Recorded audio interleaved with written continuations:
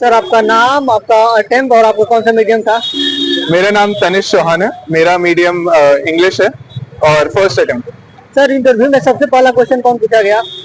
Interview में सबसे पहला क्वेश्चन में से ये पूछा गया कि पॉलिटिकल साइंस को साइंस क्यों बोलते हैं। ज्योग्राफी को साइंस नहीं बोलते, फिलोसफी को साइंस नहीं बोलते, हिस्ट्री को साइंस नहीं बोलते, बट पॉलिटिकल साइंस के पीछे साइंस क्यों आता है। एक यही सवाल था जो मुझे थोड़ा अटपटा लगा मेरे इंटरव्यू में। और इसके अलावा सर कोई डिफिकल्ट क्वेश्चन जिसका आपने जवाब नहीं दे पाए हो? ऐसा कोई डिफिकल्ट क्वेश्चन तो ज्यादा नहीं था। मेरी हॉबी से पूछा, जैसे आपको क्रिकेट पसंद है तो कोई ऑलराउंडर का नाम बता दीजिए। और मेरी शादियों के बारे में पूछा था कि शादी क्यों लेट हो रही है आजकल।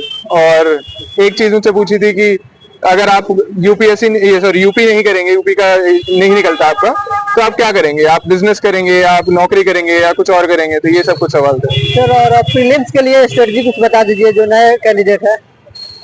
फिल्म्स के लिए स्ट्रैटेजी यही है कि अपना बेसिक बुक्स जैसे लक्ष्मीकांत हो गई, स्पेक्ट्रम हो गई, यही इन्हीं के पढ़िए। किसी कोचिंग इंस्टीट्यूट का कोई क्रैश कोर्स या ऐसा कुछ ज्वाइन मत करिए। बिल्कुल बेसिक चीजें जो किताबें हैं वही पढ़िए और उन्हीं को बार बार करती रहिए।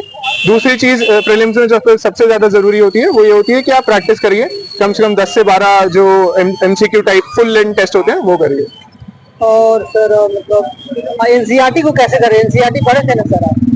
मैंने एनसीईआरटी सिर्फ अपनी तैयारी के स्टार्टिंग में पढ़ी थी और मैंने तैयारी 2021-22 में शुरू करी है। उसके बाद मैंने कभी ज्यादा एनसीईआरटी पढ़ी नहीं है, टू बी ऑनेस्ट। 1 या 2 बार आप एनसीईआरटी पढ़ सकते हैं अपनी तैयारी की स्टार्टिंग में, ताकि आपका एक बेस हो जाए। आप उस बेस लेवल पे आ जाइए। उसके बाद अपना ऊपर के लेवल बिल्ड करने के लिए आपको अपनी लक्ष्मीकांत, स्पेक्ट्रम ऐसी किताबें पढ़नी पड़ेगी। सर आपके बैकग्राउंड से कोई क्वेश्चन पूछा गया इंटरव्यू में?